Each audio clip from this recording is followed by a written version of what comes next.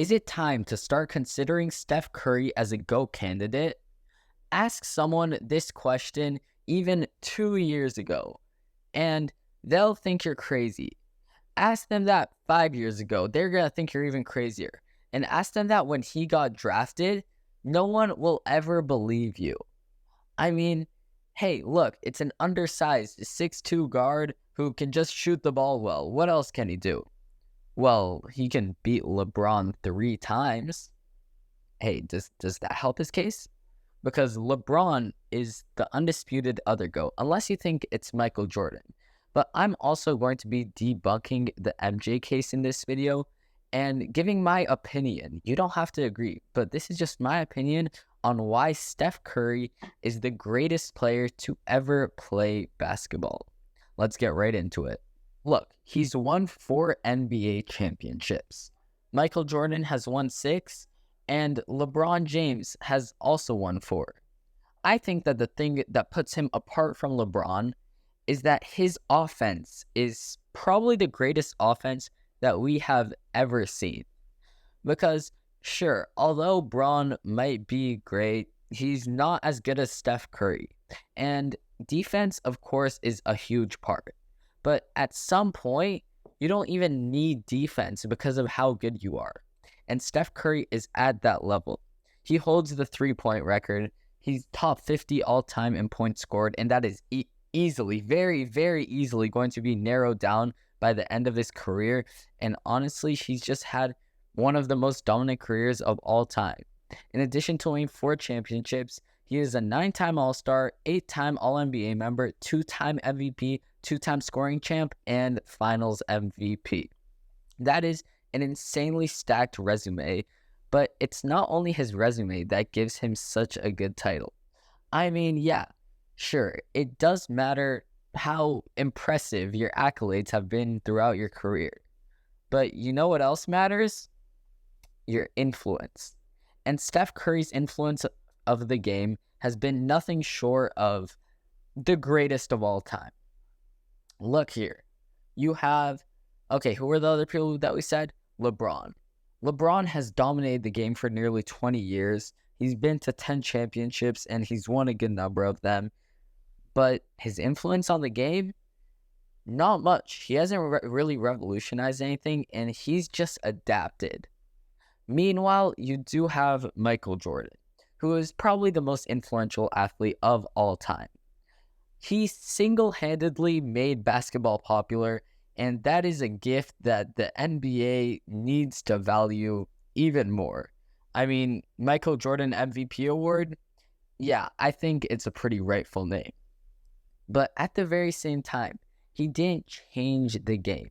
He made the game popular, but didn't change it. You know who did change the game? Steph Curry. Since when he's been in the league, NBA teams have been attempting 30 more threes from his first season to now. And that is undoubtedly at least a major chunk of him. He's the all-time three-point leader. He passed Ray Allen last season, and he's already 400 above him. He's averaging an absurd 353s a season, and ever since he's got his injury issues under control, he's had probably one of the best stat lines you've ever seen in NBA history. His first 4 years, he was battling with injury, playing an average of 55 games over those first years. Even then, he was pretty good, averaging 17 points, 18 points, 14 points, and then took a leap in his 4th year to average 23 and 7 on 45% three-point shooting. In his entire career, he's averaging 25 points, 5 rebounds, 6.5 assists, and 1.5 steals on 47.5/42.7 shooting splits, which are the best shooting splits in NBA history from someone who has attempted over 1,000 three-pointers, including LeBron James. Last season, Steph only played 56 games. You can blame this on the fact that he's old, but in those games that he did play, he averaged 36 and 6, which is undoubtedly one of the most impressive stat lines from a 34-year-old ever, maybe excluding LeBron James. In fact, the only argument that LeBron has over Steph and this one's going to be controversial, guys, is his longevity. I would argue that Steph Curry has the greatest prime in NBA history. Hey, that 2015-16 season, if you look at the stats, wasn't that crazy. I take that back. It was that crazy. He averaged 30 points, 7 assists, 5 rebounds, and 2 steals on 50, 45, 93 shooting splits. He was so dominant.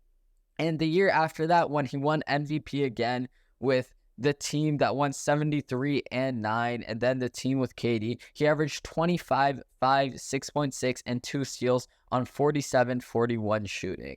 He was absolutely dominant in his NBA seasons, and I don't believe that LeBron ever came close to these levels of dominance. Add on to this argument, Steph Curry is top 50 all-time in assists per game.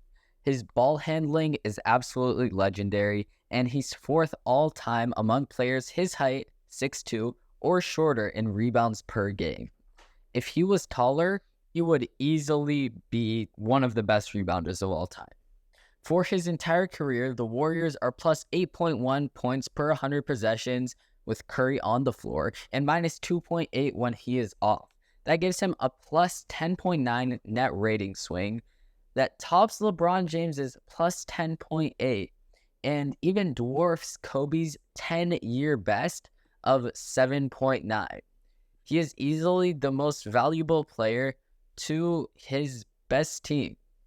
He's one of 4 players in NBA history with at least 2 MVPs, 2 scoring titles, and 1 Finals MVP, joining MJ, Wilt, and Kareem. And honestly, he's just made the Warriors one of the best franchises in the NBA. Not only through play, but through money. They started at $176 million, which was 27th in the league 5 years before he was drafted, to $7.7 billion, which is first place.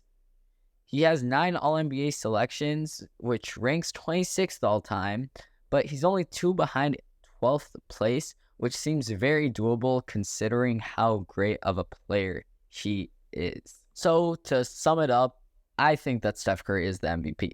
He clears all other candidates in almost every way imaginable, and in the ways that he doesn't clear them, he has a chance to, or his God-gifted abilities just won't ever let him. People will not consider Steph Curry the greatest player to ever play, even if he's won 20 championships, because no one will ever accept that a scrawny 6'2" guard out of Davidson College is the greatest player to ever play the game. But I think that there's a debate to be made about it, and I think that more people should start acknowledging his greatness. But who cares what I think? Let me know what you guys think in the comments below, and I'll see you guys in the next one. Peace.